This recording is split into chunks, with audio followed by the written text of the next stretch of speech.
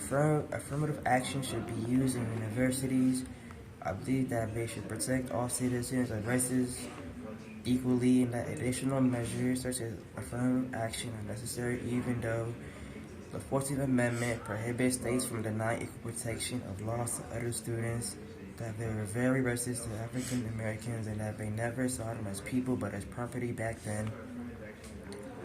It's because the black community needs help with a lot of things like school because of their lack of education and their lack of representation in the Senate, and most live in poverty. So yes, this argument will still work in today's society. Yes, Hispanics, Asians, and Native Americans deserve the same treatment as black people because these parties have experienced race problems when it comes to going to a specific university, and they cannot enter into that school because they do not qualify to be in the school due to the color of their skin, and etc. Should affirmative action benefit sexual orientation or gender identity? No, because it's not the same as race, because black people and Hispanics have gone through racial things to not be able to go to a college because of their race. Black people and Hispanic people have lived in bad areas and had a poor education. That's why they need affirmative action. But if it's someone that is a man that identifies as a woman, then it wouldn't be the same because it is two different things.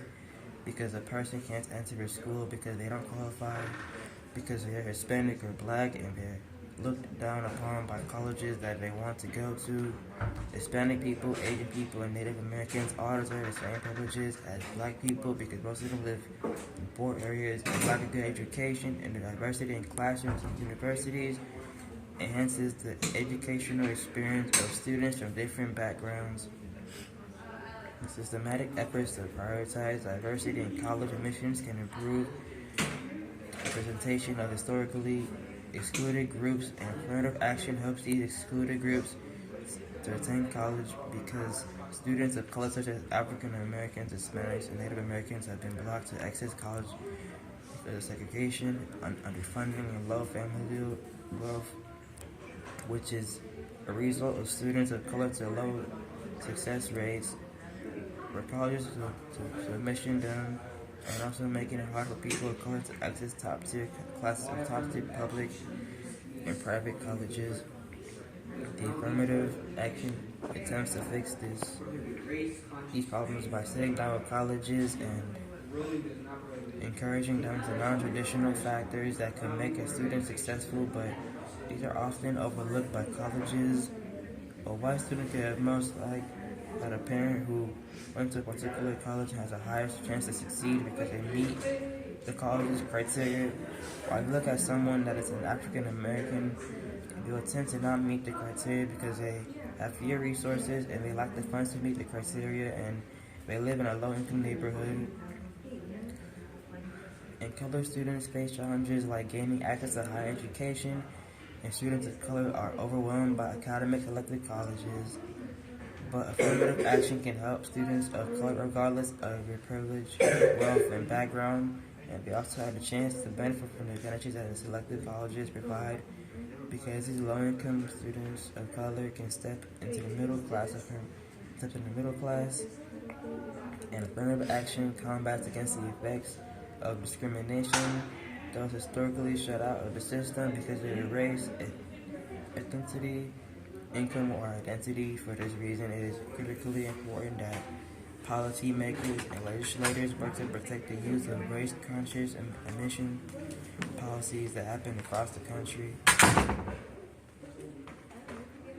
After March 3, 1865, Abraham Lincoln provided aid for free blacks, and after the war, he provided relief in the form of rations to freedmen, refugees, and displaced citizens.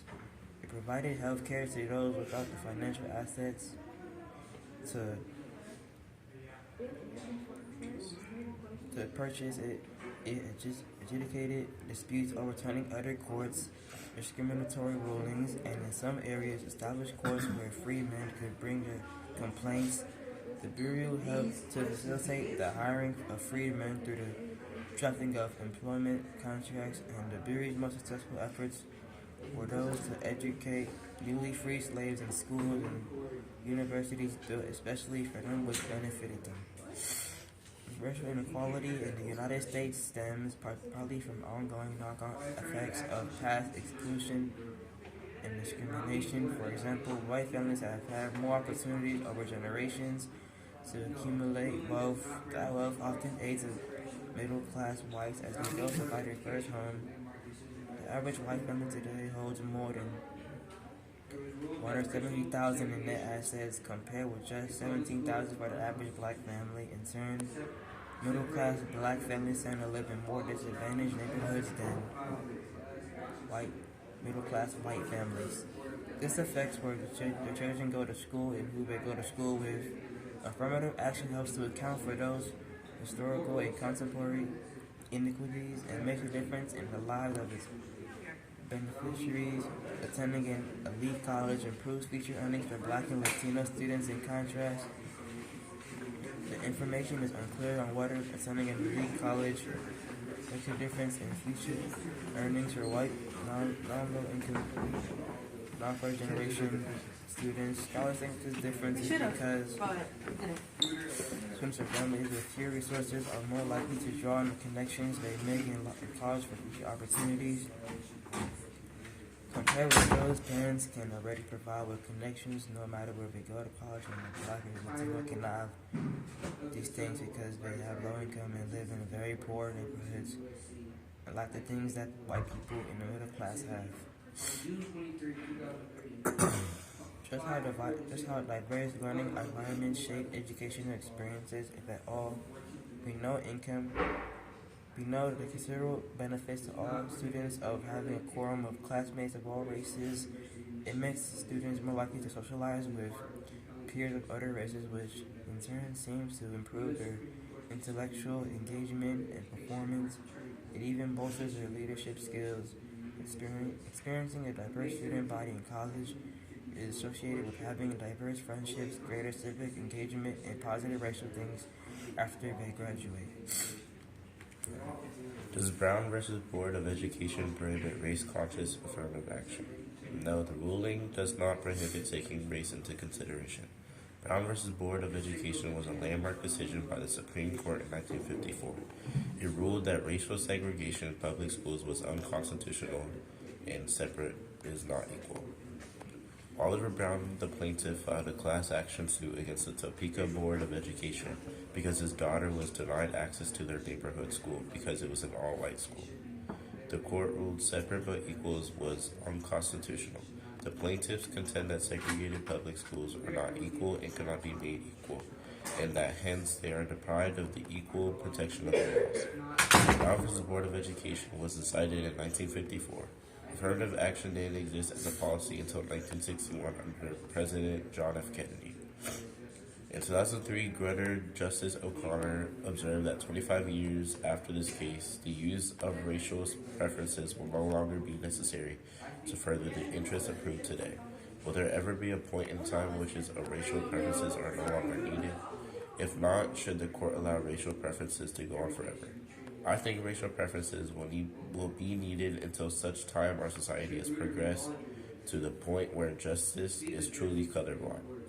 A 25-year limit may not be enough because affirmative action helps bring diversity and multiple points of view. I think courts should allow racial preferences. It brings a diverse culture into school and brings multiple communities into the school. Every case should be treated on its own facts. Should Grutter versus Bollinger be overruled? Please address the Supreme Court's recent discussion of stare decisis in Dobbs versus Jackson Women's Health Organization. I think Grutter versus Bollinger shouldn't be overruled because affirmative action brings diversity and multiple minorities on campus. I think there could be some changes made, but I don't think it should be completely taken out.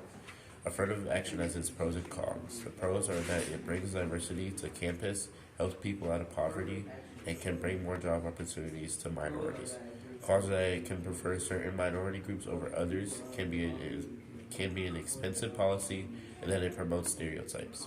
In this case, the plaintiff and the diversity that furthers a compelling state interest encompasses a far broader array of qualifications and characteristics of which racial or ethnic origin is but a single, though important, element. If the court declines to overrule Grutter, can the plaintiffs prevail? The plaintiffs will be satisfied if the court declines to overrule because it means that affirmative action will be taken out of consideration in jobs, schools, and military, etc. They would be happy if they did overrule this case because it would mean that these occupations can't use ethnicity or background to have an advantage over other students. If the court overrules Grutter, will the military have difficulty recruiting diverse academies to recruit a diverse student body? Currently, the academies practice affirmative action policy of using race as a factor in admission to boost diversity in their ROTC programs. If the Supreme Court did not overrule Grutter, will it be more difficult for the military? Yes, it would be more difficult because currently the academies practice affirmative action policy of using race as a factor in admission to boost diversity in their ROTC programs.